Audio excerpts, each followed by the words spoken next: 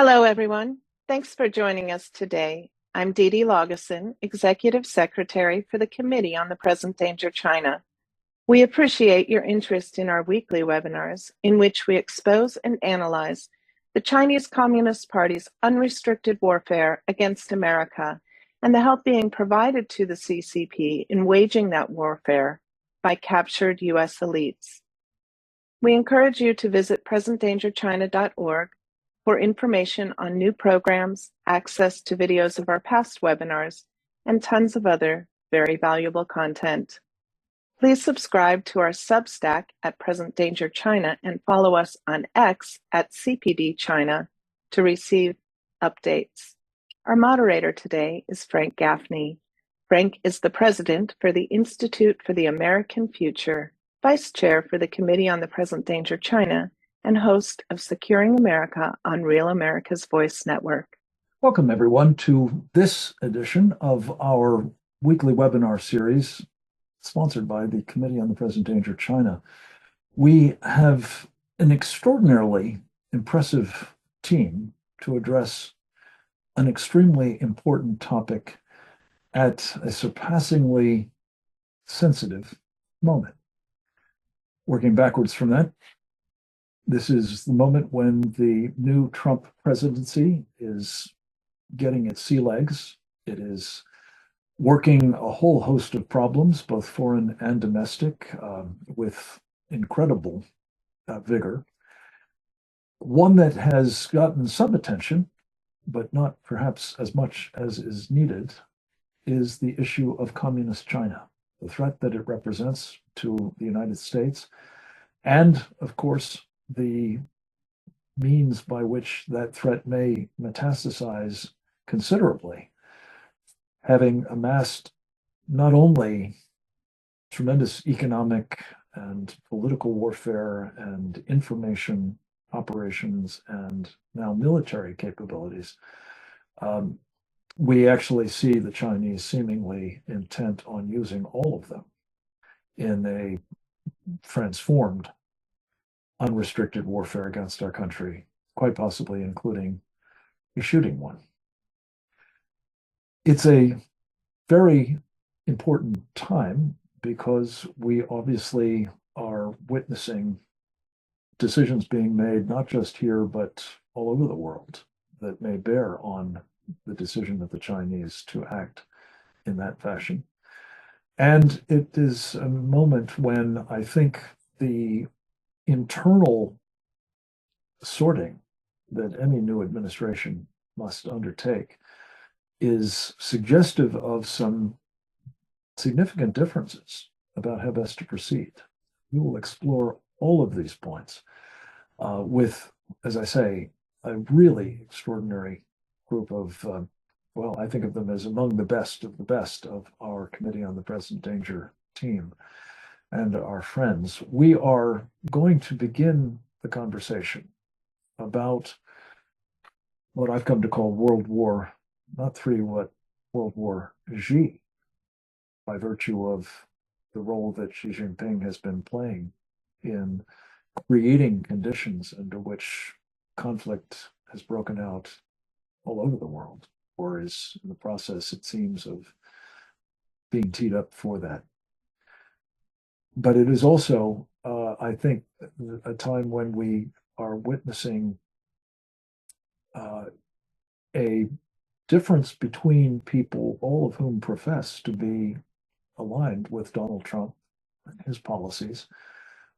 Some have described what they're about as America first, others as the exercise of restraint.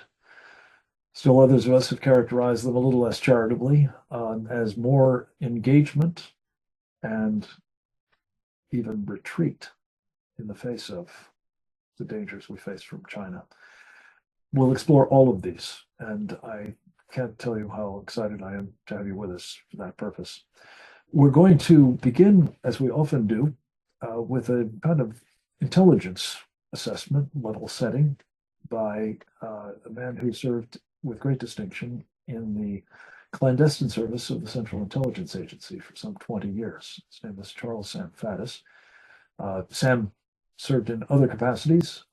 The United States, its military, the United States Army specifically, and in Washington State, it's an assistant attorney general. He's also these days doing a heroic job serving our country as the prime mover behind a great online resource called And magazine.substack.com.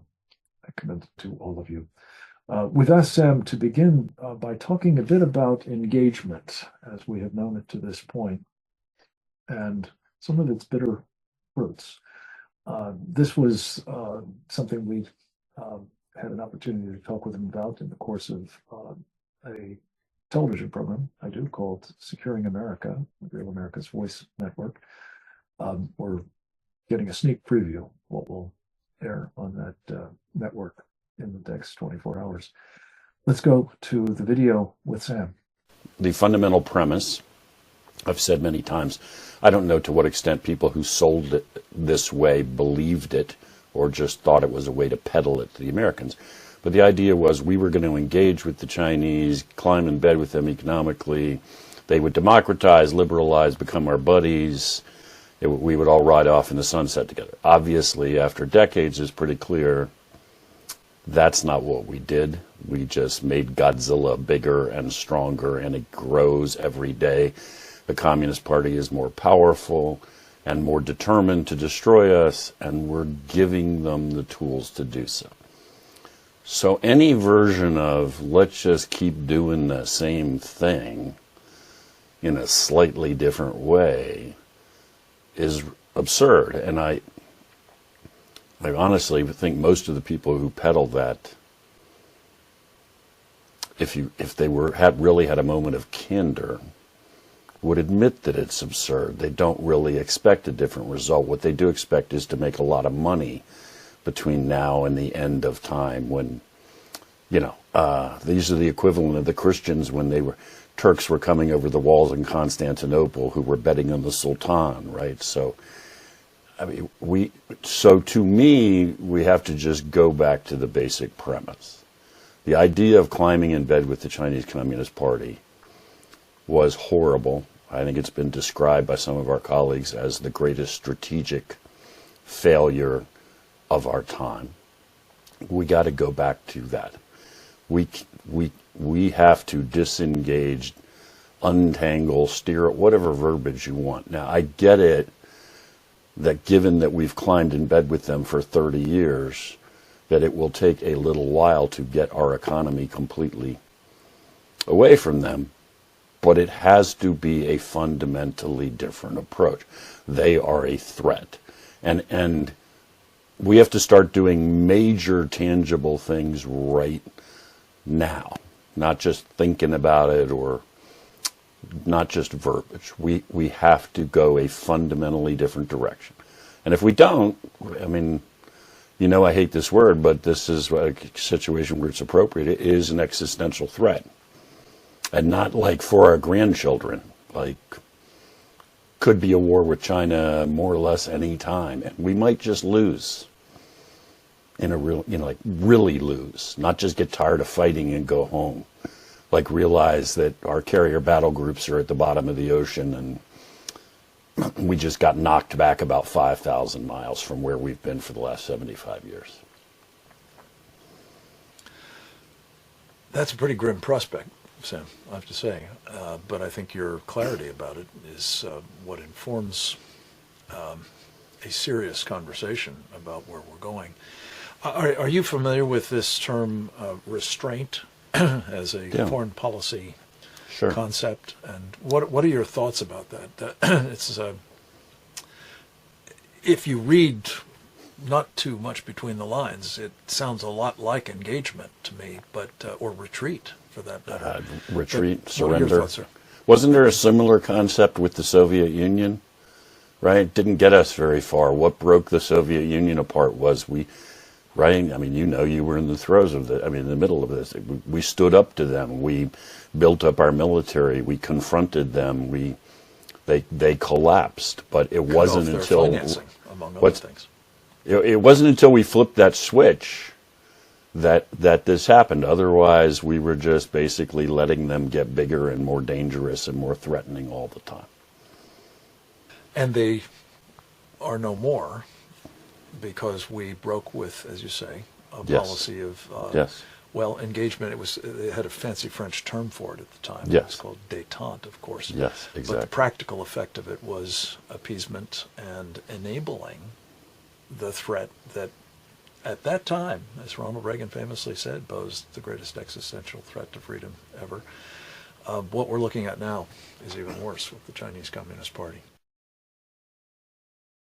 I want to just pick up on one point there. This thought of cutting off the financing of mortal enemies like the Soviet Communist Party or the Chinese one that has now emerged as an even greater peril than the Soviets in their heyday. This is a subject of a very important program that Maria Bartiromo has launched at Fox Nation. It's a second season, she calls it, of a program entitled Underwriting the Enemy. And while Fox Nation is a subscription platform, Fox Business, to its great credit, is going to air this hour-long program tomorrow at some time. I'm not sure exactly the time. Please check your local listings, as they say.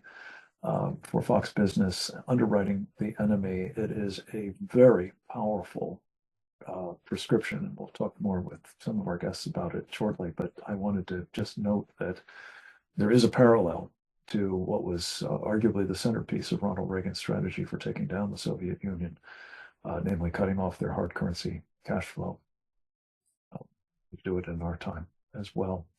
We're going to hear next from a man who has done some outstanding work exploring this idea of restraint as not only a prescription for foreign policy in this era, but also as something to which several individuals now playing key roles inside the Trump administration have embraced.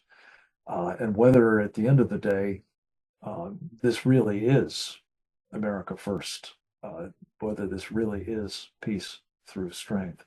His name is Daniel Greenfield. He has graciously contributed to these programs in the past. We're always pleased to have him with us. He's the executive vice president of a terrific organization, the David Horowitz Freedom Center. And he contributes to Front Page Magazine, among other outlets, and is the author, among other books, of Domestic Enemies, the Founding Fathers' Fight Against the Left. Daniel, thank you so much for finding time for us. We asked you to talk about whether restraint is, in fact, retreat. And is that what Donald Trump actually seeks with respect to the Chinese Communist Party? Thank you so much. It's an honor to address such an august company. I just want to share a few brief thoughts and a few brief pieces of information. So when President Trump laid out his America First program, he was breaking very deliberately with the past programs of past administrations, which, among other things, and this was probably the greatest sin of past Republican administrations, was that they were unwilling to actually confront China. That's something I think we need to be clear and honest about. And one of those reasons was that many of those Republican administrations had been influenced by members of the Koch network. Back then, it was the Koch brothers, who had extensive business dealings with China. And they also promoted a libertarian foreign policy, one that's been characterized in different ways. Restraint is basically a sales pitch for it. But the bottom line is their general libertarian approach was that American foreign policy was getting in the way of international trade relations. And if America ceased to provoke foreign nations, including China, we would not actually have any problems, and it would be better overall for America. And obviously, it would be better for the Kochs. And what's good for the Kochs was sold as being what's good for America. That was very obviously not the case with communist China. It took quite a while for Americans to wake up to the threat of China.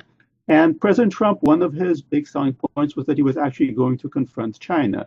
But doing so requires getting personnel on board who actually are aware of the threat of China. And what we are unfortunately seeing in the Pentagon is institutional capture by the Koch network. So I'm going to begin with Dan Caldwell, who was really heading the staffing for the Pentagon in the Trump transition team. President Trump made it pretty clear he did not want people from the Koch network, specifically from Americans for Prosperity, which he correctly called Americans for China Prosperity, handling this.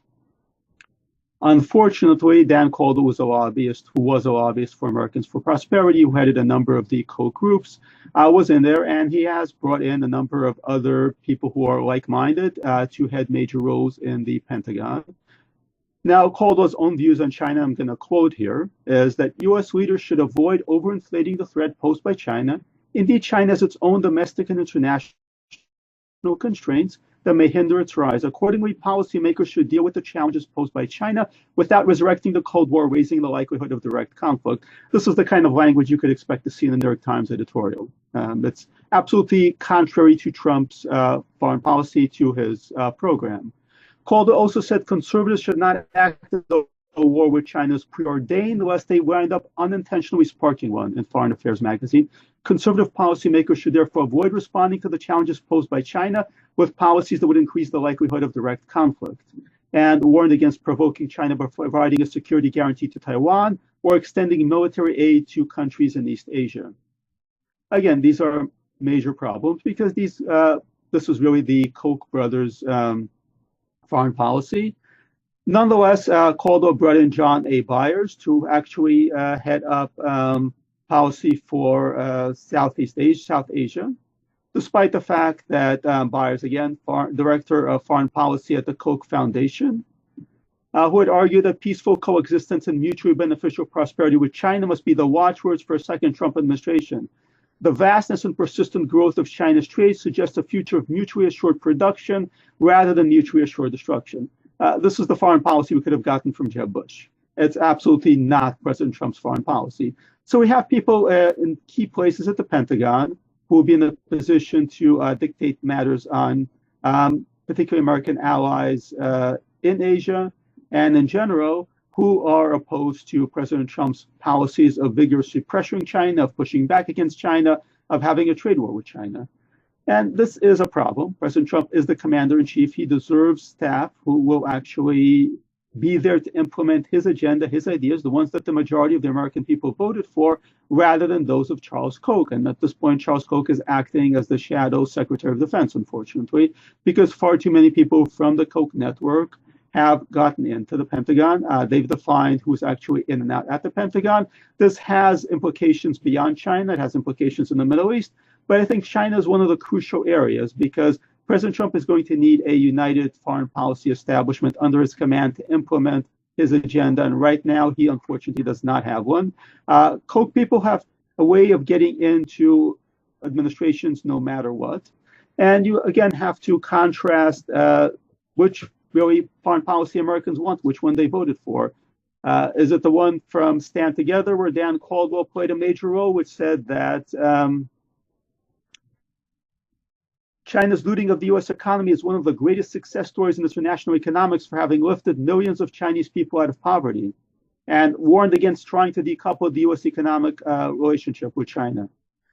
This is absolutely not the Trump program. Unfortunately, it's one that is now on the ground in the Pentagon. And we very vitally need to push back against this. Quite a few of these people have been appointed, but we should monitor them. We should be very aware that the Pentagon may in some ways be hostile territory, especially when it comes to confronting China. That's unfortunately not new. We've seen this in the first Trump administration.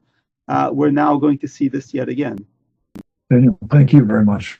I just have to add a personal note, if I may. I had the privilege of serving for about 4.5 years as a Deputy Assistant Secretary in the Reagan Pentagon. And I can tell you from firsthand experience, not so much my own conduct, but watching others, people at that level who have the opportunity day in and day out to staff policy decisions, represent the department in interagency meetings, advance, the decision memos that ultimately go to the secretary, have enormous influence. They may not be as visible. They're certainly not as accountable as, say, political appointees who voted on Senate confirmation. But make no mistake about it, having people at that level, whether it's Dan Caldwell, that figure, or one of the people he hired, John Andrew Byers, I think it will cause challenges for the kind of unified policy direction that President Trump, I think, clearly seeks, and that the country needs at a time such as this. We're going to turn next to another of our favorite contributors to these programs, another member of our Committee on the Present Danger, China. In fact, the co-author with Dr. Bradley Thayer, yet another valued member, of a book entitled Embracing Communist China, as Sam noted, the subtitle of which is America's Greatest Strategic Failure. Indeed it is. And the question that we asked Captain Fennell to address is that what we're getting back into with the notion that restraint or engagement, if you will represent a continuation of strategic failure or not? Is that Donald Trump's policy? My assessment is that President Trump fully appreciates the threat from the Chinese Communist Party and that they have declared a war against us as a nation. And that there's a lot of people that are trying to create confusion about that. And there's confusion arisen because of some of the people that are given this label, restrainers. People that we generally agree with and understand that China's a threat. It's just the methodology of how we would confront them and defeat them, or at least try to contain them. There's a difference there, obviously. But really, that debate is not as important as the debate that we're getting from the left again. And in the last 24 hours, we've had 2 articles written by the Washington Post by Graham Allison out of Harvard, and then an article out of Politico, both saying that President Trump isn't a China hawk and he's really soft on China and he's just going to make some deal with them. He's a transactional figure that has no belief system other than transactions. And I and Brad disagree with that, and we're writing about it. It'll come out this weekend. But we point out that, in fact, President Trump, through his actions, has demonstrated that he fully comprehends the threat. And we go through a list of the things that he's done in this just first 3 weeks in his second administration. First and foremost of which is shutting down these borders. Shutting down the borders and stopping the flow of fentanyl that's killed hundreds of thousands of Americans. He's done other things. He's put tariffs on Canada and Mexico to help bring about the shutting of the border and to stop this flow of fentanyl and, military-age males from China that are coming in. He's forced some of these people back to their home countries. He's also reached out and talked about Panama, and that he doesn't like the fact that China has their hooks into Panama, into the canal, and he's not going to stand for that. That's clearly a statement directed at Xi Jinping, but not direct. It's directly and from a grand strategy point of view, but from a methodology, he doesn't go straight at Xi and say, I'm after you. I'm going to take back the canal for America's national interest. Same with Greenland. Then just here in the last 24 hours, we saw B-1 bombers from the United States Air Force fly in joint patrols with their Philippine Air Force counterparts in the South China Sea. That's never happened before. Clearly that was something that, Trump didn't have to come out and say anything. He just did it through his actions. There was this event here in the last 48 hours with the shutting down of the U.S. Postal Service for the shipment of parcel posts from all countries, but specifically the PRC and to include Hong Kong. Now that's now ended, but just for that period of time, it disrupted and it demonstrated, it sent a clear message to Xi that, hey, if you want to screw with us, if you want to damage America, if you want to throw down and have a war, we can economically cripple you. And I have the ability to do it with the flick of a switch. Do you understand? So I think what's going on here is a lot of actions that that Trump is doing in terms of, for instance, he said, I'm going to set up an Iron Dome, the Iron Dome that he wants to put over the United States. Not the Iron Dome that's over Israel. They're using the same terminology, but it's expanded. It includes ballistic missiles, cruise missiles, hypersonic missiles. So he's challenging, like Ronald Reagan did, to do a Star Wars back in the 80s. Donald Trump is saying, I want to have an Iron Dome that protects us from all incoming weapon systems. And who is the big leading proponent of those kind of weapon systems? It's Xi and the Chinese Communist Party and the PLA Strategic Rocket Force. So that's another indirect way that he's signaling, I understand what you're doing and I'm not going to be defenseless. So I would say, the Secretary of State, the Secretary of Defense, and their statements, if they were out of line and he disagreed with what they were saying about China, he would have already, either fired them or said something publicly to undercut them. He hasn't done that. So by every measure, what we're seeing is that, in a sense, he's doing the kind of the Teddy Roosevelt approach, which is speak softly and carry the big stick. But he understands that our big stick was decimated over the years from both Republicans and Democrats, but most especially through the Obama and Biden years. As I repeatedly say, when I joined the U.S. Navy in 1986 and got commissioned, we had almost 600 warships in the U.S. Navy. And when I left a decade ago, we had less than 300, and we've gone down, except for the 4 years that Trump stopped the decline and started us trying to go back up again. So he understands that he can't yap off too much, and it's not his style. Ronald Reagan was more inclined to call them the Soviets the evil empire and say, we're going to have victory over them. That was his strategy, and it worked. I think Donald Trump is a different president. He's a different person, but he's nobody that says I'm for America first and making America great again is going to sit by and say, I'm going to retreat into isolationism and let China run rampant over our national interests. And we have national interests around the globe, and that's where we'll be. For now. Thank you, as always. It's just another product of skilled naval intelligence officer in this case. We appreciate, I think what you've indicated is, in fact, Donald Trump's desire to defeat, not retreat, with respect to the Chinese Communist Party.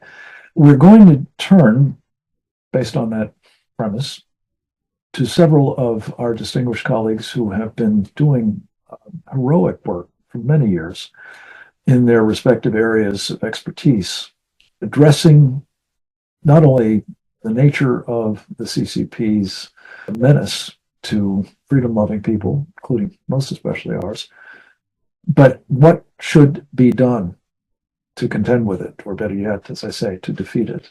We're going to begin with Cleo Pascal. She is an extraordinary expert on a part of the Chinese threat environment, namely the islands of the Pacific and over into the Indian Ocean as well. She has spent years studying on this topic, writing about it. In fact, she has just recently returned from the inauguration of the new president of Palau, whose strategic importance is underscored not least by his country's continued recognition of Taiwan. We have, thanks to our senior non-resident fellow of the Foundation for Defense of Democracy, Cleo Pascal, an opportunity to gain insights into the topic that she's asked us to address, and that is political warfare, how that should feature in a Trump agenda for China and the Chinese Communist Party specifically. Lessons that she has gleaned from watching political warfare performed by the Chinese in the South Pacific. Thank you, Cleo, for being with us. The floor is yours. Thank you very much. Always a pleasure. And also, I learned about it, about political warfare, tremendously from some of the people who are on your show, of course, including Captain Fennell and Colonel Newsham and Colonel Mills. Kerry Gershanik. This is a field that the U.S. used to be very good at, as you know, during the Cold War, and has sort of abandoned the battlefield. So I'm going to talk a little bit about what Sam Faddis mentioned at the beginning, which was this goal of knocking the U.S. back out of the Pacific. And Oleg, if you mind putting up that map, might be a little helpful to understand that the U.S. is very much of a Pacific power, very much in the Pacific. So everything that's dark blue on that map is the United States of America. The thing in the top right-hand corner there, that's mostly Hawaii. And then if you go over to the left of the map, you'll see Guam, and then north of Guam is the Commonwealth of Northern Mariana Islands, which is American. Those are Americans who live there, and it's where the American border touches the Japanese border. Yes, America and Japan share a border. That's how much of a Pacific country the United States is. That Commonwealth of Northern Marianas, which is also known by its acronym CNMI, is composed of a series of islands, which anybody who knows their World War II history will have them seared into their memory. These are the battles of Saipan and the battles of Tinian. This is an area that Japan considered part of its inner defense perimeter, and it knew that if it lost Saipan in particular, that Japan was within B-29 striking range. When they lost Saipan and Tinian, the U.S. set up one of the busiest airports in the world on Tinian, which sent wave after wave of B-29s to hit Japan, and ultimately the Enola Gay took off from Tinian. After the war, this region became part of the U.S. Trust Territories, and in the 70s, the people of this Commonwealth of Northern Mariana Islands voted to join the United States of America. So this is one of the newest parts of the United States, and they're very dedicated Americans. They serve in the U.S. military at very high rates, but they are out there on the front line. And if you want to know what political warfare looks like, you can definitely see it in the Commonwealth of Northern Mariana Islands. Oleg, if you want to put up the satellite image of the port of Tinian, the U.S. is putting in, renewing those airfields, those Northfield airfields where the Enola Gay took off from, for example. And one of the things that the PRC has been doing is PRC-linked companies have been setting up casinos around the area. And until very recently, if you can see that where that red circle is, there was a PRC-linked casino right on the entrance to the port in Tinian, where goods were coming in to help rebuild those airfields. That has been closed down. I think there may be different reasons for it, but this is how embedded they've become in the physical infrastructure of a place like the Commonwealth of Northern Marianas, which is American. The way they did it is through gaining huge influence, political and economic influence within the governments of Commonwealth of Northern Marianas, to the point where at this very moment, it is the one part of the United States where Chinese do not require a B1 or B2 visa to enter. It used to be until very recently, but a month ago or 2 months ago, they've required no visa, and now they require some sort of filling out of an cursory electronic form. They have been coming in. They're not supposed to leave the Commonwealth of Northern Marianas, but from there they're going by boat. The woman that ran the Bureau of Motor Vehicles in the Commonwealth of Northern Marianas was convicted of selling American driver's licenses to Chinese. There's issues potentially with birth tourism, using the postal service. They're illegally taking boats to nearby Guam, where some have been found on military installations. This needs to be confirmed, but I've also heard that some are getting Guamanian IDs and then being hired by contractors to work on the U.S. military bases. So this kind of across the board penetration of the political, economic, and physical infrastructure of a part of the United States that is right on the front line, and as Sam Faddis said, is a target for the PRC to push the U.S. Out of the Pacific, is highly active. what do you do about it? The current governor of the Commonwealth of Northern Mariana Islands has repeatedly requested Congress for help with going after corruption. He'd like a resident DA. He'd like investigators, FBI, forensic accountants. He wants to clean up the system. And this gets to what the PRC is doing across the Pacific Islands. Studying the Pacific Islands is very helpful for understanding the PRC playbook, because the countries are so small. You can see how the PRC comes into a system and what parts of the system it targets. And similarly, it should be useful for putting together a political warfare playbook for how to push PRC corruption out of a system. So when you hear, for example, about a BRI, Belt and Road Initiative engagement, I think of that as a bribery and repression initiative engagement. They are exporting methods of operating through bribery and repression that distort the political warfare environment of a country, the political environment of a country, which makes it hostile to freedom, democracy, accountability, and ultimately to U.S. engagement, and makes it much more conducive. It sort of replicates the CCP system and metastasizes it across the region. The reason that I started with looking at someplace like Saipan is 100,000 Americans died in the Pacific Theater to create what we now call a free and open Indo-Pacific.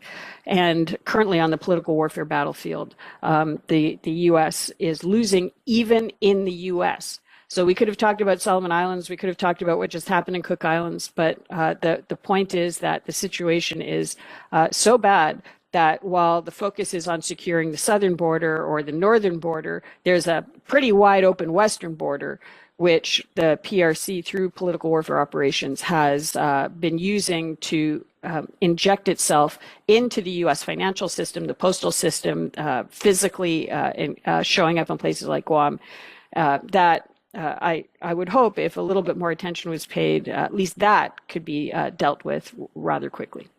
Thank you very much. Terrific, Leah. Thank you. What a great overview. I inadvertently skipped one of our speakers, and I apologize to him for doing so. We wanted to get Colonel John Mills, United States Army retired, to give a strategic overview, and maybe when we produce the program, we'll reverse this order. But John, we're very pleased to have you with us. You've served with great distinction, both in uniform as a special operator with a specialty for psychological operations. You've been involved as a civilian in the senior ranks of the Defense Department, the National Security Council, and elsewhere in the government, Homeland Security. You are the author of several important books, including War Against the Deep State, most recently, The Nation Will Follow, prior to that. And an essayist, podcaster, and a contributor to multimedia platforms that is really extraordinarily impactful and valued. We were hoping that you would give us kind of an overview of what is the history of these various alternatives to the one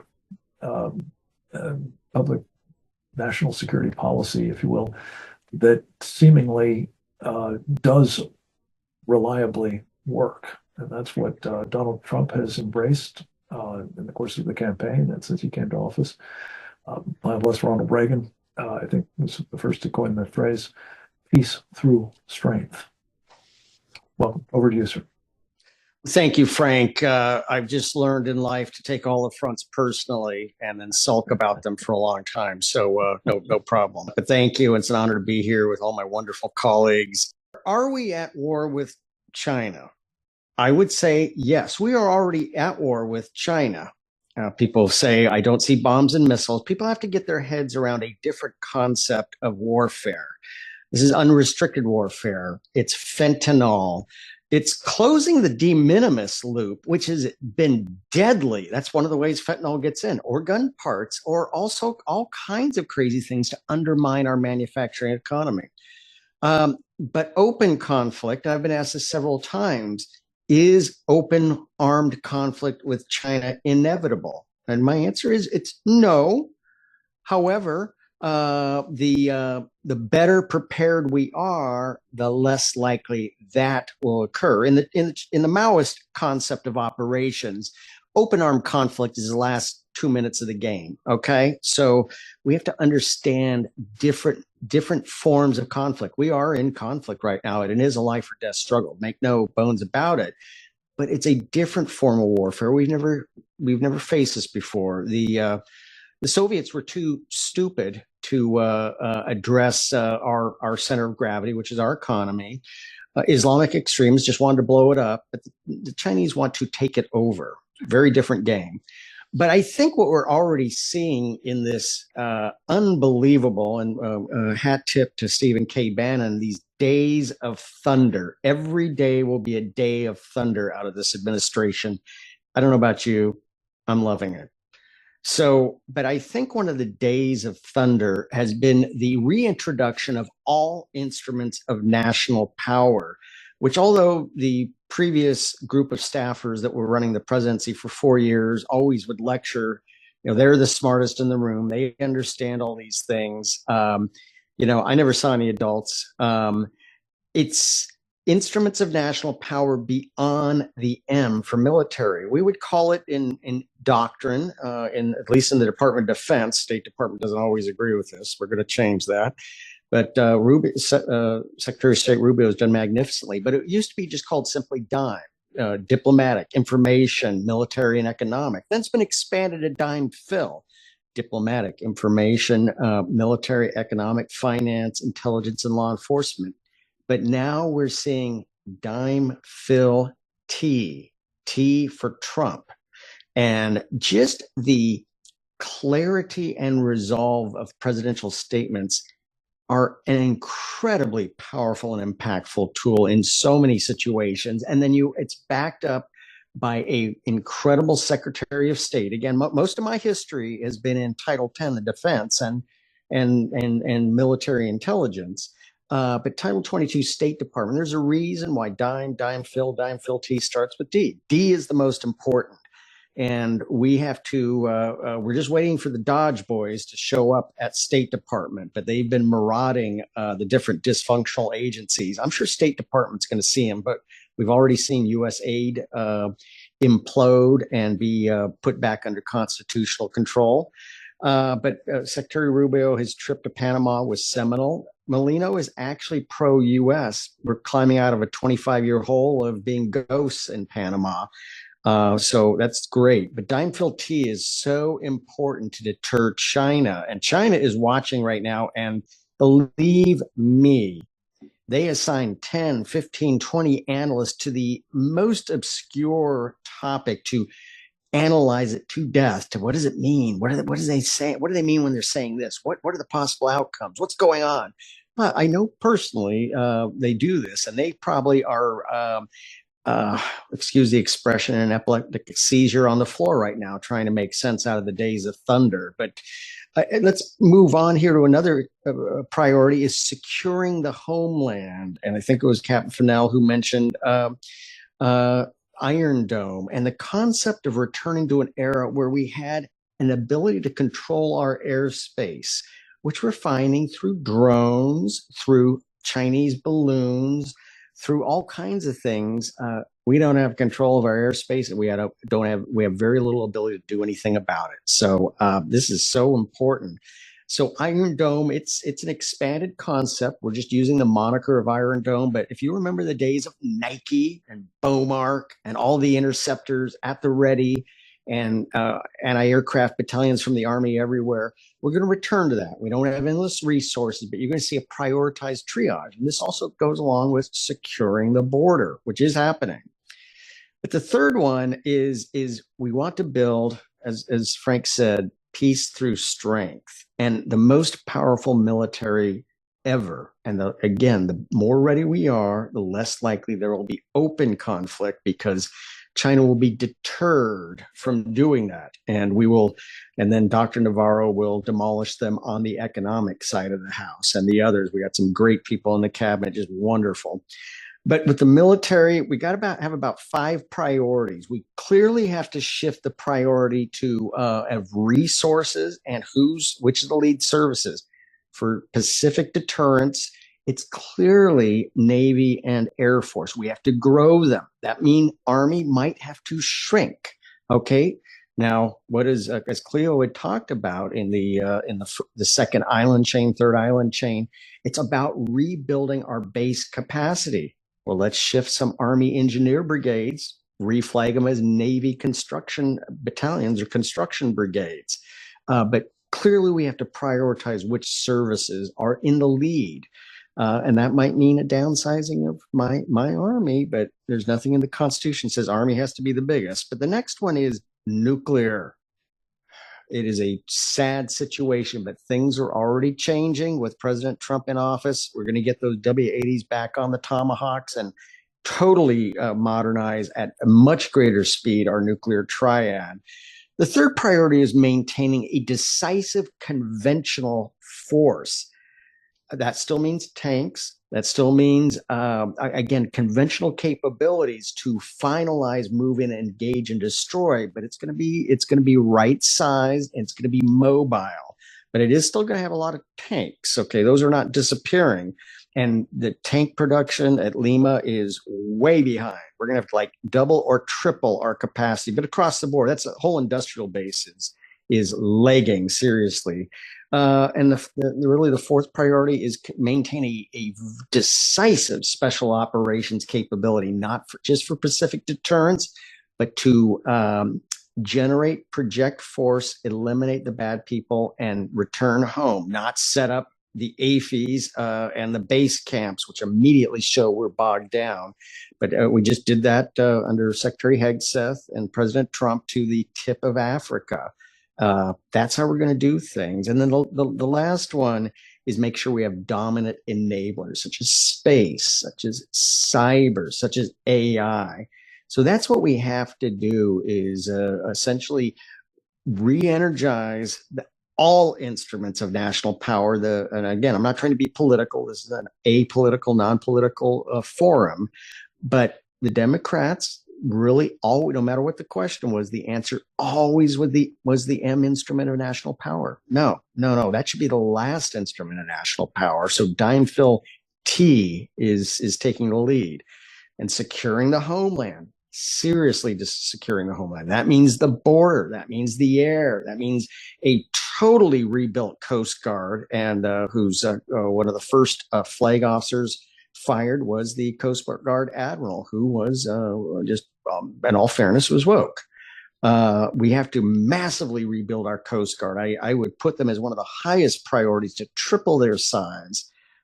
So we have an Arctic capability. We don't have an Arctic capability right now. We have 2 icebreakers that are available about 30% of the year each. That means we got 0.6 of an icebreaker.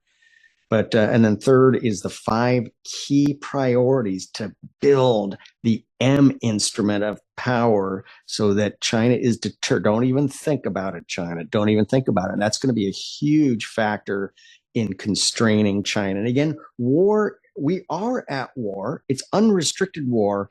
But will we move to that kinetic phase, which in their concept is the last is 2 minutes of the game? The better prepared we are, the less likely that will happen. Colonel Mills, splendid. Thank you, as always. You have done incalculably important work over the years of our Committee on the Present Danger of China, helping to operationalize these kinds of recommendations with us and hopefully now with a like-minded administration. We so appreciate your efforts. We're going to hear next from another colonel. We have privilege of having several 06s, as they call them, in our group.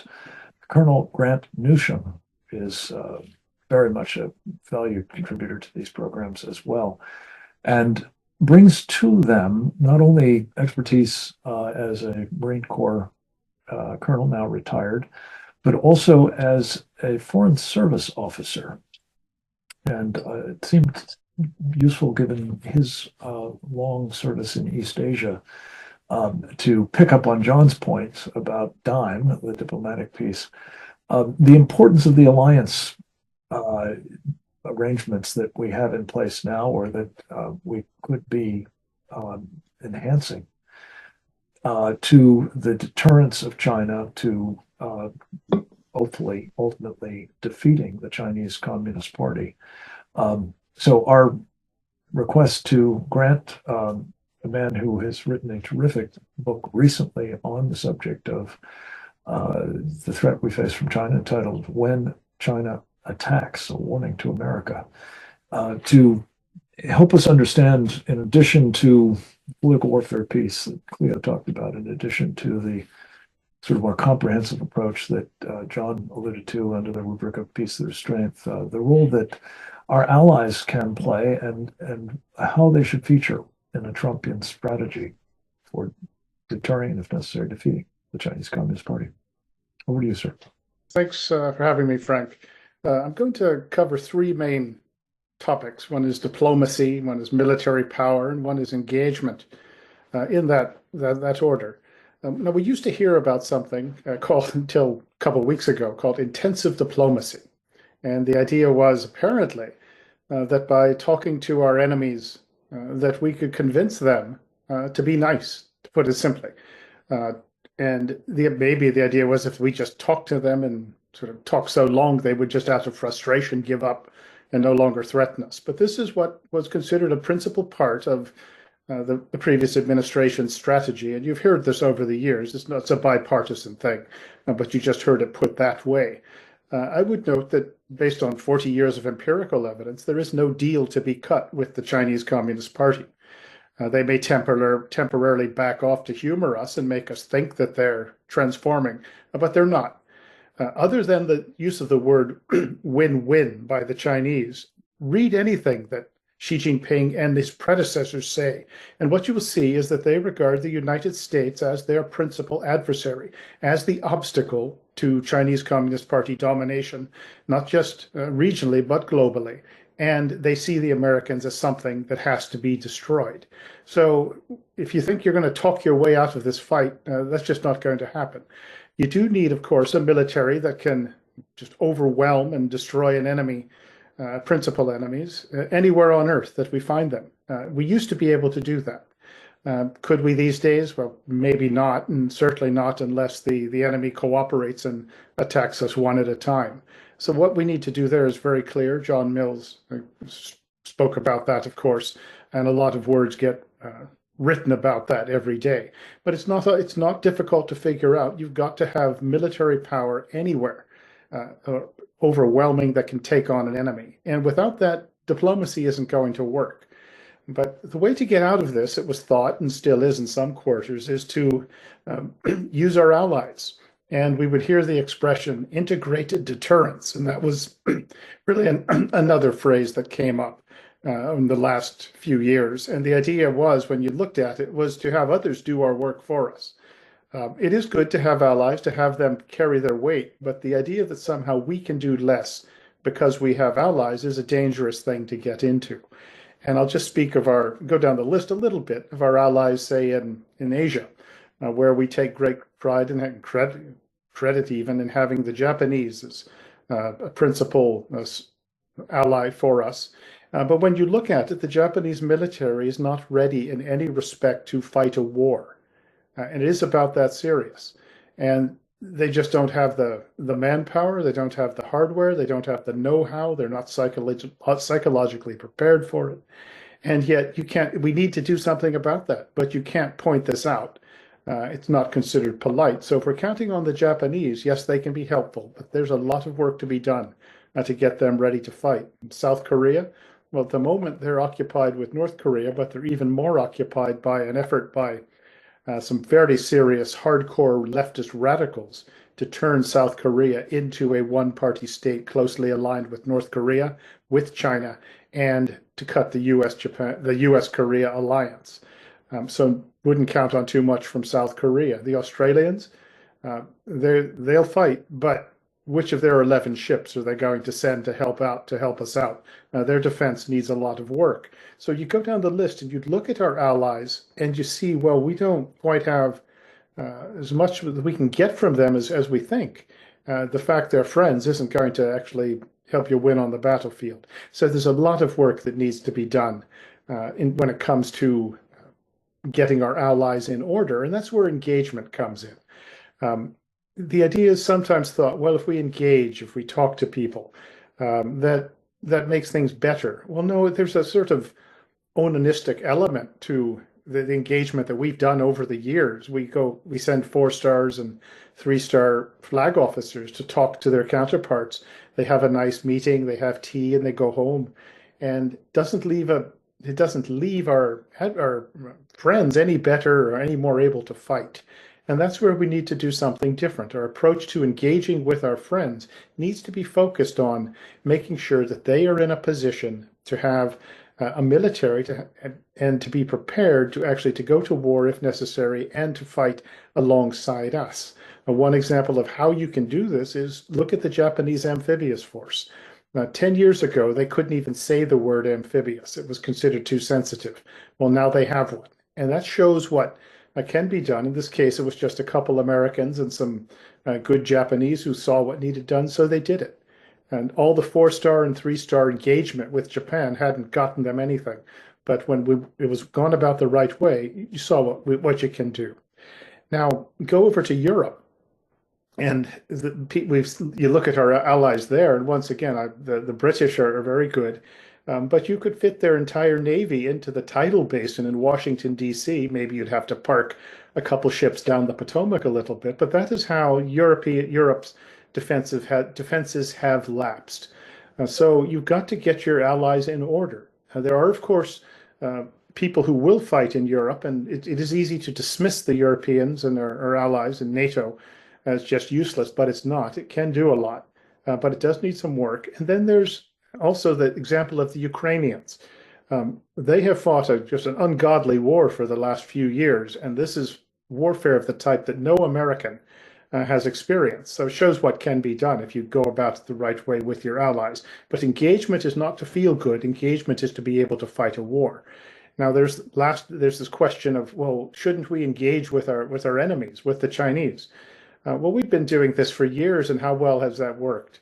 Not very well. They're in a position where they could defeat us if they chose their spots and their timing.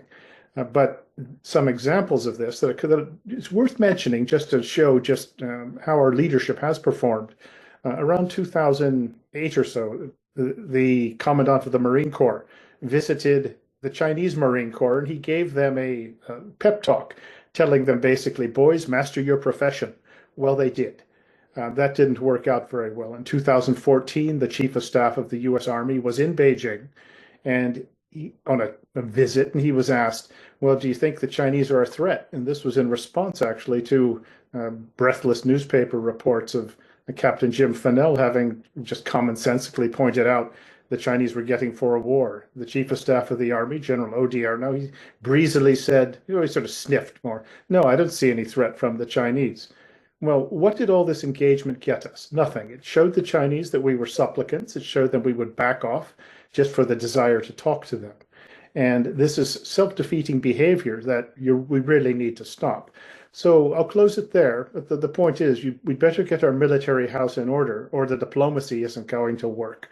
And if you're going to engage with people, engage with your friends with a clear understanding that you're going to do it with a war in mind. And don't bother to engage with your friends and with your enemies unless you've got something to talk about. If they've got something they want to talk about, we'll have them come and raise it. But when we're the ones who are always begging them to talk, all you do is setting yourself up for an eventual defeat. Well, thank you for having me, Frank. Thank you. That was splendid. Very much helps round out, I think, the pictures on the dime. Phil T, I think, is how Nels presented it. We're going to further complement the suggestions as to what a Trump strategy for defeating the Chinese Communist Party should and indeed must entail, with a presentation from a very distinguished member of our Committee on the Present Danger China, the founder and past president, now chancellor of an extraordinary educational Institute, the Institute of World Politics. Really, I think one of a kind in America these days, focusing on the training of particularly young and mid-career people in the statecraft of public policy in this national security arena, particularly. His name is Dr. John Lenchowsky. He was part of the Reagan team that took down the Soviet Union. He has, in addition to his academic work, been campaigning relentlessly ever since to ensure that we not let the Chinese metastasize as it has, and that we use, among other things, information operations, subset, I guess one might say, of political warfare, as well as all other instruments of national power to try to prevent a regime that brutalizes its own people from having the opportunity to do the same to ours. We've asked Dr. Lenchowsky to speak to us about how we might use such techniques for the express purpose of undermining the Chinese Communist Party, essentially adopting the Reagan playbook from the Cold War for present purpose, given its success in dispatching the previous evil empire. Dr. Lenchowsky, thank you so much for being here. The floor is yours, sir. Thank you, Frank. And it's a great pleasure to be with you and with the distinguished group whom you've assembled here.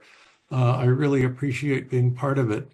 I just would like to begin by reinforcing some of what my colleagues here have said, particularly about the problems of attempting to engage with the Chinese, which both Republicans and Democrats have attempted to do in the past, and on the basis of the same premises that were followed during the 1970s by both parties in relations with the Soviet Union.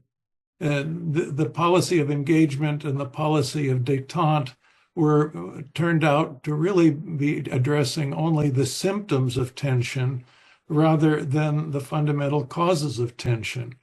But you can't have a relaxation of tension. You can't have a détente unless you have a relaxation of concerns.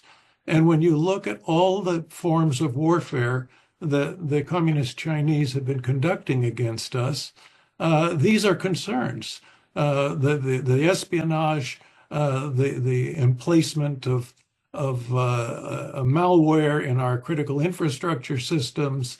One can go on and on and on. The elite capture, the cognitive warfare, narrative warfare that they're doing through their propaganda and strategic influence operations. And the failure that we have suffered, unfortunately, with the brief exception of the beginnings of some thinking along these lines under Secretary of State Pompeo in the first Trump administration, was we have failed to engage in any kind of a serious policy of reciprocity, precisely in these non-kinetic realms of warfare. And what the Chinese have been doing has been a subversion of our society in so many different respects. They've been conducting, in a way, an ideological and psychological warfare against us, where a huge amount of their effort has been designed precisely for the purpose of psychological and intellectual disarmament, in order to get us to misperceive the reality of communist China and the degree to which it is a threat. And so the result of that has been the extraordinary lack of vigilance that has produced the disinvestment in defense that this country has suffered over the last couple of decades.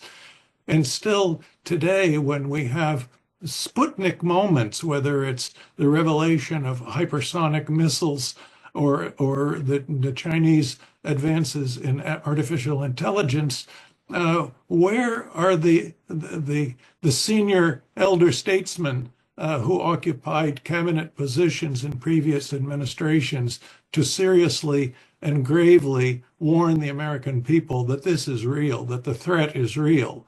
Most of them aren't there because they've gone off to get jobs opening doors in Beijing for American corporations, and so they're indirectly on Beijing's payroll. If we want to engage in a serious policy of reciprocity, which is a concept which has been almost completely absent from discussions about relations with China, we would do a counteroffensive. Most of the things we talk about in terms of China policy have to do with defense, building up our armed forces. There's been some very slight talk about improving our counterintelligence, but not very much on that, especially when the Obama administration gave 10-year visas to 2 million Chinese, and where there are 25,000 Chinese intelligence collectors in Silicon Valley alone, not to mention the tens of thousands of Chinese students who are all beholden to the Chinese intelligence services to report on what their STEM professors have been doing in cutting edge research. And so everything we talk about is mostly defense and nothing on offense. And if we want to deter the Chinese, we not only have to have the military dimension, which is absolutely critical, and I second everything my colleagues have said about this, dealing with our defense infrastructure, our relations with our allies, and homeland security measures, which have to extend into our territories and friends in the Pacific Islands, as Cleo so eloquently has discussed.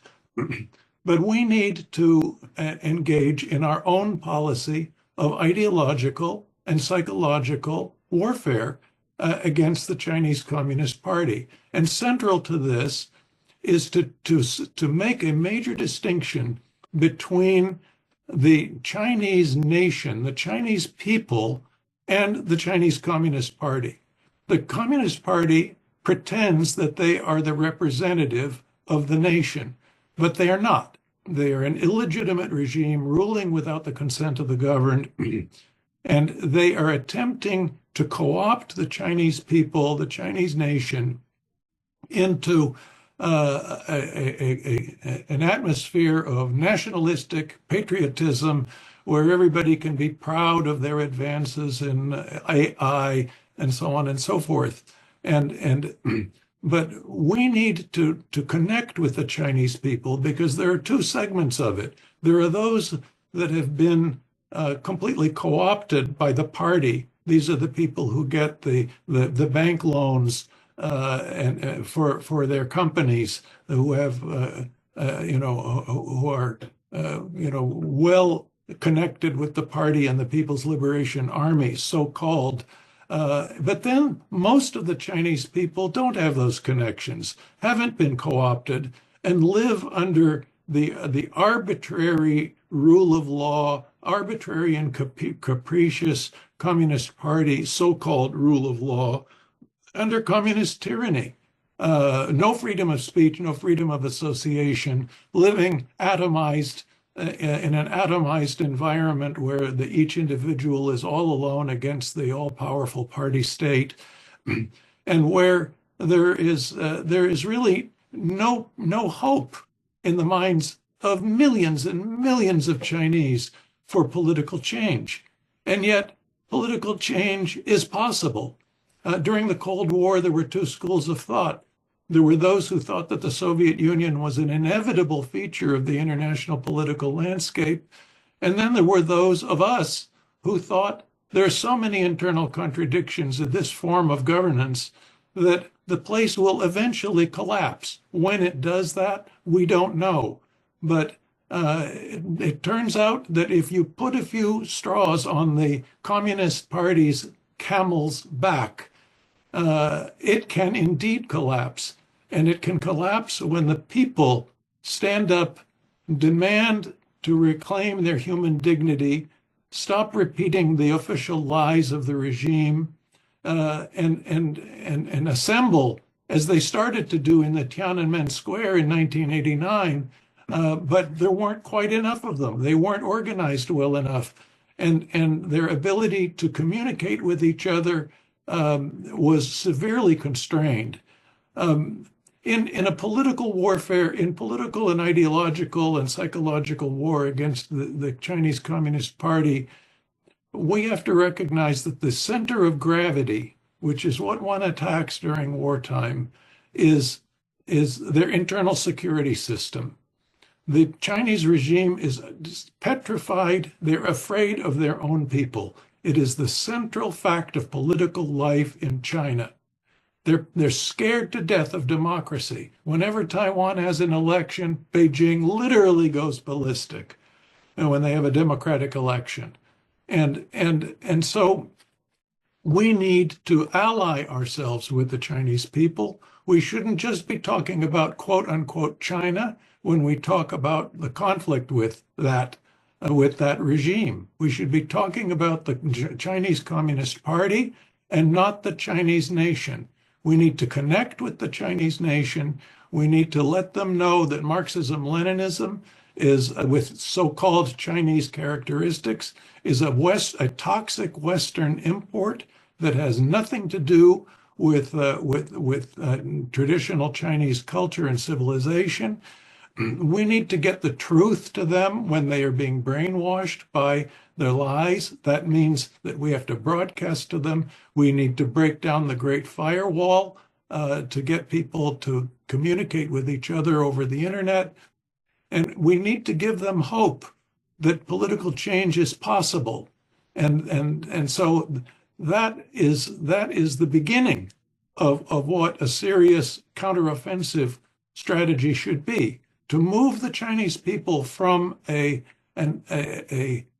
climate, a psychological state of fatalistic acceptance of the inevitability of communist rule, of a state of despair, hopelessness, and futile resignation, and to move them into a psychology of hope, that change and a better life under a genuine rule of law and under with a culture of genuine Chinese civilization is actually possible.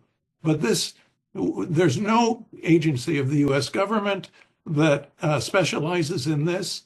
When President Bush said that we're in a war of ideas against radical Islamism, which we still are, which agency of the U.S. government hires warriors of ideas? The U.S. government doesn't even know what a warrior of ideas is, much less hire them or train them to do this well.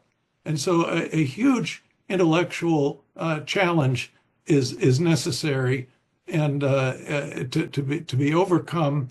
And I hope that this administration will take these ideas seriously.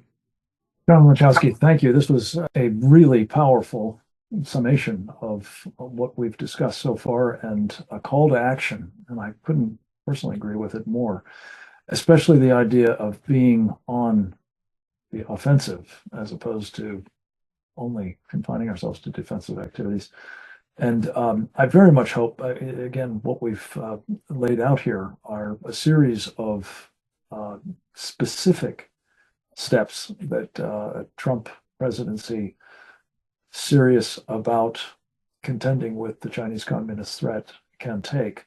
And they don't start with retreat, that's for sure.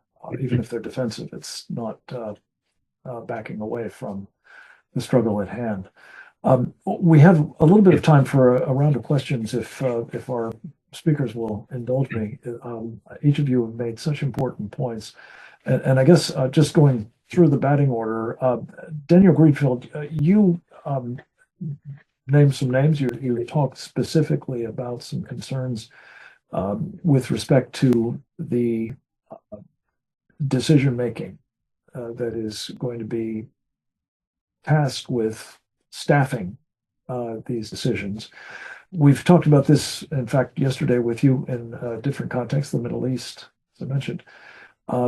In both cases, it seems clear that the policy direction that President Trump is enunciating um, is defined, at least in broad outline, as yes, America first, and a peace through strength program.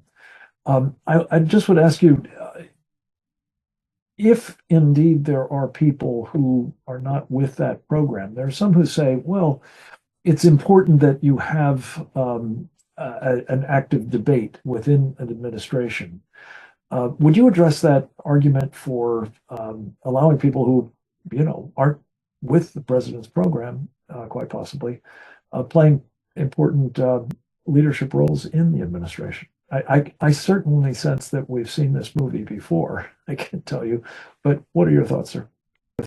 Well, active debates are what happens during elections. That's why we have elections.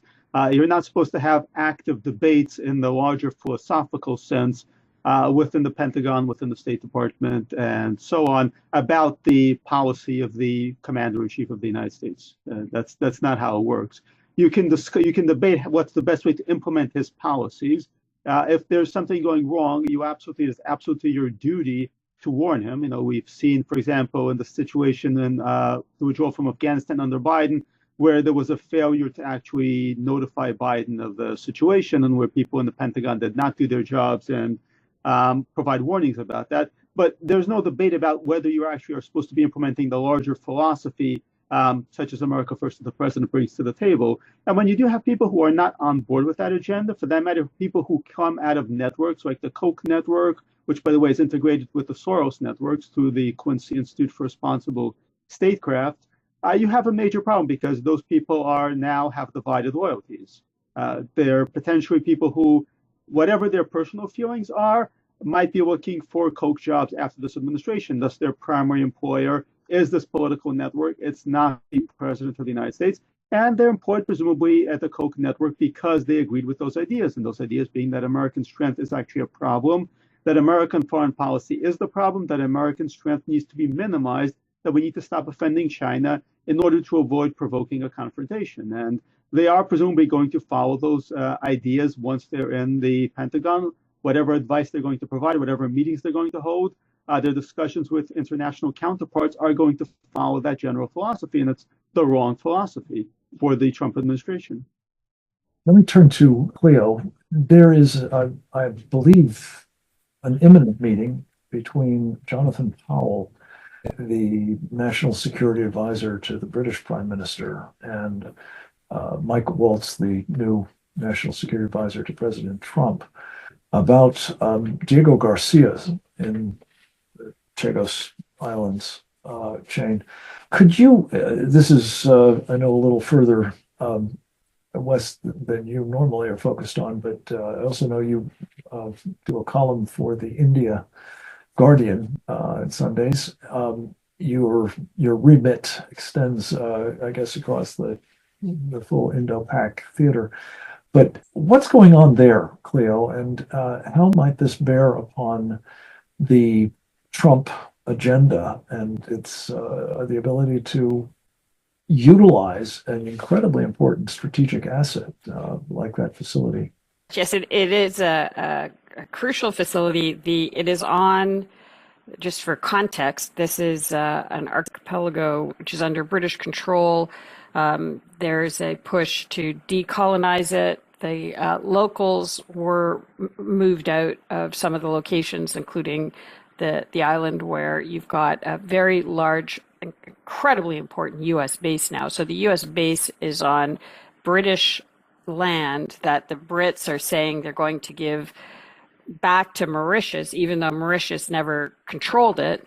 And the people, the Chagosians, are saying, at least a good chunk of them, saying, you don't want to hand us over from one colony to another colony. This doesn't really make sense. So it's the bottom line is that U.S. base. If you think Greenland is important, you certainly think that Diego Garcia is important. There's no question. This is a linchpin of U.S. strategic planning in the area. Somehow or another, the Brits, for whatever reasons, decided to try to cut this quick deal. There was talk initially to try to get it done before Biden left office that would hand it over to Mauritius. The idea was then the Brits would pay Mauritius for a 99-year lease. The whole thing made no sense. What if suddenly the Chinese offer even more? And of course, the political warfare that I described in the Commonwealth of Northern Marianas is a playbook. You see it all across the region, including in places like Mauritius. And we see how leases work out, how Chinese deals work out in places like Hong Kong. So it just from the point of view of looking at a map, this was incredibly dangerous for a free and open Indo-Pacific, and would push the U.S. out of the Indian Ocean and then be part of that whole process that Sam Faddis was talking about pushing back.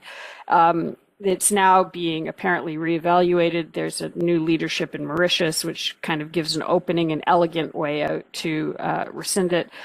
You might want to, there's talk about potentially looking at a compact sort of relationship like the U.S. has with Palau, Marshall Islands, Federated States of Micronesia, whether it's a UK compact or a U.S. compact with the Chagosians to try to create something more permanent. There are different options, but whoever thought up this plan certainly didn't have containing Chinese power projection in the region first and foremost in their mind, unless it was to aid Chinese power projection in the region.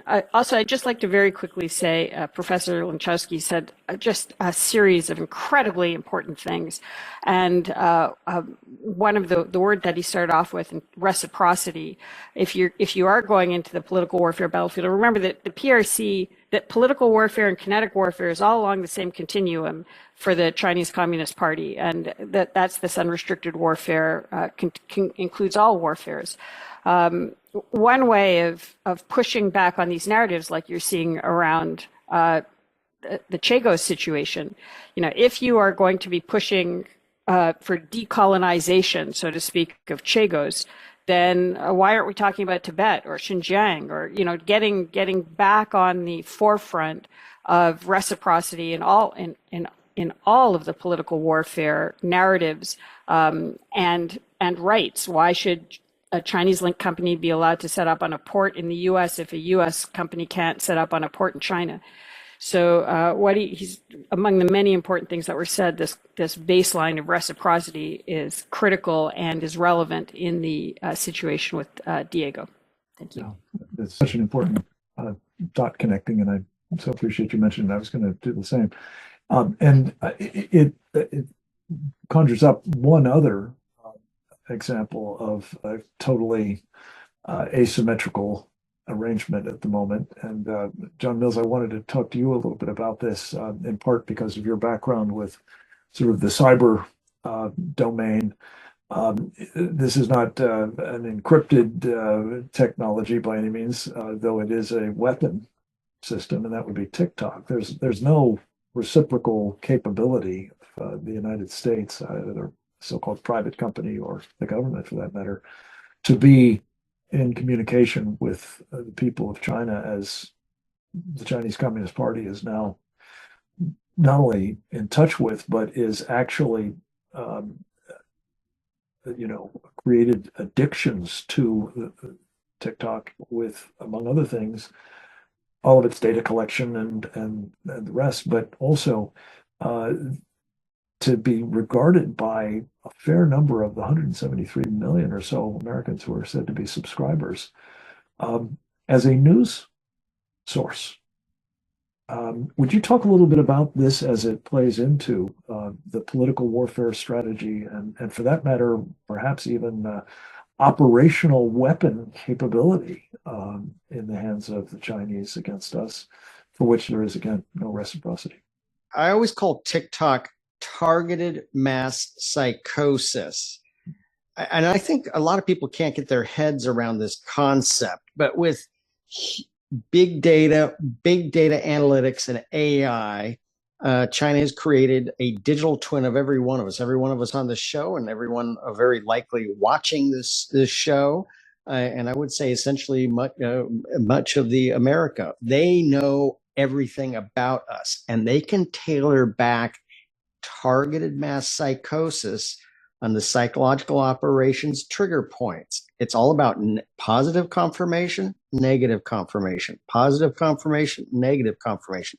This is not that complicated, but now it's on an unbelievable scale. So TikTok, transgenders, they know how to trigger transgenders with tailored mass psychosis right back to the transgender to positively confirm, negatively confirm, and just drive them crazy. Okay, this is exactly what's going on. I think with TikTok, it is both an offensive, as Dr. Lanchowski would say. It's offensive, but it's also defensive, and they're collecting. But President Trump feels he has a plan, and I've learned something. It's called always trust the boss on this. He is shown to be just absolutely spot on, having a higher accuracy rate than Rush Limbaugh. I think it's 98.7%. But and Kevin O'Leary of Canada, I would trust Kevin O'Leary. But how can you take TikTok and essentially unweaponize it? Well, they would have to hand over down to the BIOS level the operating system and algorithms. The algorithms need to be absolutely publicly inspectable. Would China ever do that? I don't think so, but I think that's how do you essentially like a weapon? How do you deactivate or render safe the bomb or the device? They would need to hand over down to the BIOS level the source code, which is exactly what. If you are a software offering, if you want to enter the Chinese market, you have to hand over down to the BIOS level. That means they control everything. So that's what they're going to have to do to de-weaponize TikTok. It is collection. It also is extremely effective targeted mass psychosis. And again, the Maoists look at this very differently. If you want to understand the Maoist view of how we used to joke about Mao's re-education center. It's a very real concept. And watch the pilot episode of the original Hawaii Five-0, where McGarrett goes through essentially a complete Maoist interrogation session. A lot of people forget that. Very telling, and it was very spot on accurate, the Maoist approach. And TikTok is the vanguard. Hand over the BIOS, hand over the source code. I think we can render this safe. Would China ever do that? Unlikely. Thank you, John. Colonel Newsom, you spoke, I think, very helpfully about our allies, particularly in the Pacific, and whether there is an opportunity as part of a Trump program to do what many of us feel is a very workable arrangement in the Middle East, which is to say, to allow and help Israel with a major role in looking out for, obviously, our own interests, but also ours in that region. I wondered if you could take a minute or two to talk a bit about China's allies in the region and the role that they would be playing, and how a Trump strategy needs to address Russia. But there's obviously a Ukraine negotiation angle to it, but in the Pacific and in the Arctic, for that matter, North Korea as well. I guess one might throw in Solomon Islands or a couple of other smaller characters that Leo was talked about, but even Iran, at present in our hemisphere, as you've talked about on previous programs. How do you see Trump's strategy addressing those actors as well? The first thing that Trump's strategy has to do is to take on China. And you've got to take them on in every way, militarily, and not least, as has been mentioned, politically, but via political warfare. You can get the military parts right, and if you don't pay attention to political warfare, you're probably going to lose. Now, in terms of China's allies... Just to be clear, yes. When you say take them on militarily, do you mean initiating kinetic action against them? Oh, no, but you have to be willing and able to do that. So we've got to have a military that scares the daylights out of them. If we don't, we just keep getting pushed onto our back foot until we have more back foots than we thought was possible. When it comes to China's allies in the region, it's North Korea and Russia. That's the main ones. And they're actually on a roll. For now, their strategic interests align, Russia and China's. North Korea will always do what China tells it to do. And you can see the usefulness of this in the event of, say, an assault on Taiwan. North Korea just has to make a few moves, and it's a huge distraction for the Americans, the Japanese, and you can't devote your full attention to where it needs to go. The Russians and the Chinese, you hear a lot about how they hate each other because of historic reasons, and the Chinese want Russian territory back. That's all true, but for now, as I said, the interests align, and they are able to cooperate in ways that cause us lots of trouble, cause the Japanese trouble, cause the South Koreans trouble as well. But you've got to take on China first. And once you do that, Russia's going to get a lot easier. The North Koreans you could deal with as well. But when it comes to North Korea, you have to raise the cost of the Chinese to support North Korea the way they have. And we've never done that. One way you could do it, pull the People's Bank of China's license to operate in the United States, make it indefinite, and tell them that they know why we're doing that. You might also actually try enforcing the sanctions that are on North Korea. We've never actually done that. So China does have real allies that can present us with a huge problem in the event things get even worse in the region. But it's also worth noting that while China has only a few countries that are allies, when you go through the region into the various countries, from the big ones to the small ones, they have been able to create a lot of allies who see China as the better bet, who see China as the source of wealth, money, you name it.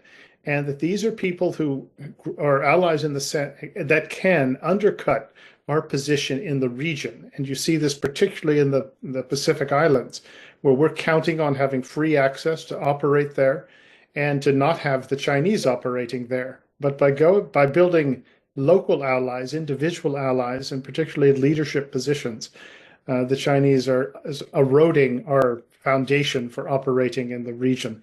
So you've got to pay attention to the whole map and not sort of think that we're going to defend from San Diego or from the Jersey Shore. But you've got to get out there, and you have to have a military that works, allies that can actually fight and get into that political warfare game. That should have been done 10 years ago. It's something that you cannot overstate the seriousness of it. I'm not sure Department of Defense understands what political warfare even is. The State Department, at least until 2 weeks ago, had no idea at all what it is. So we got our work cut out for us. I want to follow up on that point with John Lanchowski in just a moment, but if I may, just a quick follow-up on what you've just said, Colonel. One of the countries, as a result of direct intervention with Marco Rubio, the Secretary of State, acting at the behest of the president, who have announced that they're pulling out of the Belt and Road Initiative, is Panama. I understand they're also, disrupting the Hutchison-Whampoa contracts that give them the basis upon which they operate in, and I guess some of the canal as well. You're a Marine, you know a thing or two about amphibious operations, sir. What are the prospects that the president will be able to actually protect the functionality of the canal, whether the Chinese are there in force as they are at the moment or not, should they decide that they want to prevent it from operating? Well, it's not going to be easy. And you could expect the Chinese actually to use their proxies, which would be local leftists, Cubans, Venezuelans, even the Iranians could get into that. So it's not something that you're just going to say, well, China's gone, now we've got it. It is going to take considerable effort to defend the place. But once again, you turn up the heat somewhere else on the Chinese is one way to go about it. And as I noted, that license for the People's Bank of China to operate in the dollar system is very important for them. You go after them where they're vulnerable, which is economically, financially, since their currency is not convertible, and particularly the corruption of the Chinese Communist Party's top leaders. Expose that and make sure every one of the 1.4 billion Chinese understands it. And then you're going to see some problems for these people. This is the one thing that really scares them, is having their corruption, their overseas wealth exposed. Marco Rubio actually passed a law requiring the State Department and the intelligence community to issue a report on this. It's a year late, and maybe we'll get some action on that. So don't be afraid to apply pressure from a different direction. So don't just sit and defend the Panama Canal, but raise the cost for people who want to cause us trouble there. Excellent. John, this brings you back to you, Leslie. Just picking up on that point, perfect segue, really. You have been among those who have regarded as a very important target of political warfare. In fact, you mentioned it earlier, dividing the people of China from this regime that brutalizes them. It's killed, pick a number, 100 million of them by some estimates, maybe more. They have at least as much of a grievance against this regime as we do.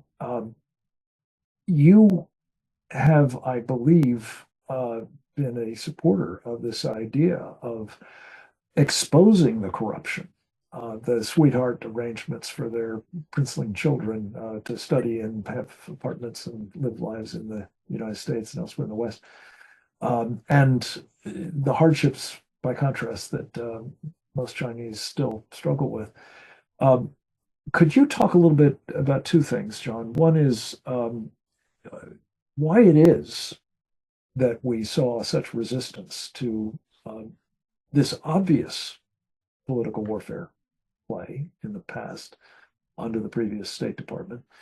And as a man who is in the business and has been, thanks be to God, for decades now, of training professionals in this kind of statecraft, you call it tradecraft, others might call it, whether you have found that there is now a cadre of people in government that you know from firsthand experience have the right skills and with the kind of leadership that we're urging Donald Trump to manifest here, the offensive strategy, not retreating, being very much in the business of taking down the Chinese Communist Party, that under his direction and hopefully Marco Rubio's, and for that matter the Pentagon, Pete Hegseth and so on, will enable this kind of strategy as it's enunciated further to be applied. I think that the idea of exposing the corruption of the Chinese Communist Party is a tremendous idea. It's a tremendous vulnerability of the regime. But one of the problems in exposing is that we have to be able to get the message into the Chinese people. And one thing I neglected to complete, one idea I neglected to complete in my earlier presentation was that when I said that the center of gravity in China for the Chinese Communist regime is their internal security system, what I forgot to add to that was that their monopoly of communications and information, combined with their ideological party line and propaganda, internal propaganda, is the nucleus of that internal security system. Yes, everybody knows about informants and everybody knows about the Lao Gai. Maybe they don't know it in those terms, the Chinese gulag. But it is the speech control, semantic control, thought control that lead to behavior control that the regime depends upon. And the problem here is that the Chinese people have real limits as to the degree to which they can communicate with each other. And so, for example, it has been reported that there are as many as 180,000 civil disturbances of different kinds in China every year. I don't know about that figure, but there have been apparently credible reports about that. Most of them are protests against local Communist Party corruption. Now, I would venture to say that the people involved in a civil disturbance, a protest, a demonstration, or whatever it may be, in one of these places, is completely unaware of the fact that the other ones are happening. And yet, if there were sufficient communication where we could learn about these things, where the Chinese people could develop better lines of communication to our international broadcasters, and where we, by radio, television, satellite, internet, every single possible method of communication, could get the truth to the Chinese people, a critical mass of opposition to the regime can emerge. And so whether we have enough people to do this job, I don't know. The problem is that we've educated a number of people at IWP, and we've put them in many of them are in the government. The problem is that some of those who learned about this kind of thing have had perforce to go and do other kind of work because there isn't a critical mass there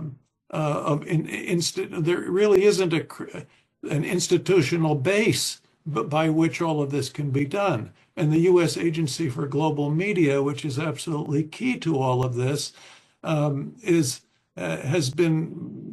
not responsive fundamentally to U.S. foreign policy, and it needs to be folded into the State Department and be responsive to U.S. foreign policy rather than being a collection of international NPRs. Fascinating point, John, and one you've obviously been intimately involved in for many years. Carrie Lake's arrival at VOA it may be a breath of fresh air.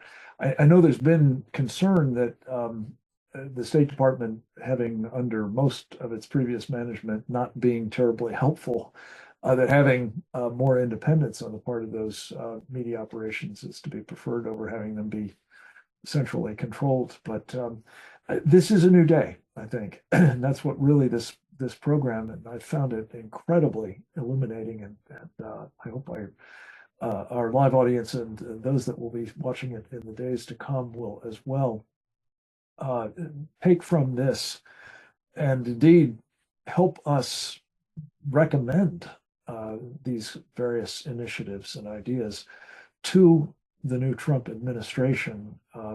Part of our purpose in the Committee on the Present Danger China, really from its inception, and others, by the way, that were involved with at the Institute for the American Future, which I'm proud to be the president, is to really help an outside game be brought to bear to help good people in government do what they need to do, both internally and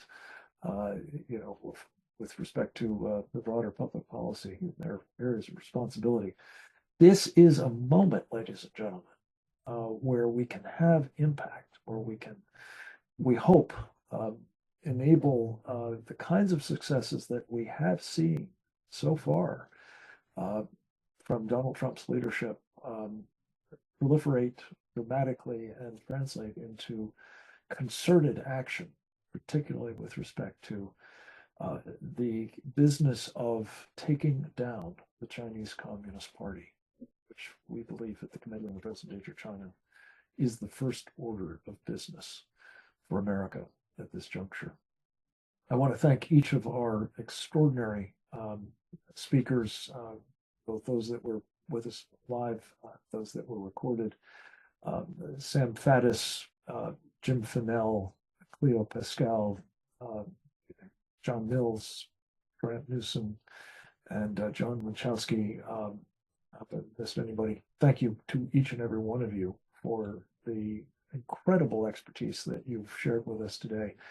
The service that you rendered previously and the service that you are rendering these days and will in the future to our country is something that is of incalculable importance. We're proud to have you as friends and colleagues.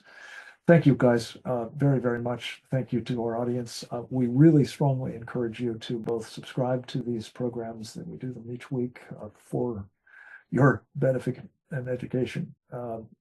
we also very much value the comments that we've received, the questions that were excellent in this program, and we look forward to visiting with you next. Subscribe at Present Danger China so you don't miss any of them, and please pass on word of this program when our colleague Oleg Bashian posts it the next day or so at presentdangerchina.org. Again, God bless you all. Thank you. Over now.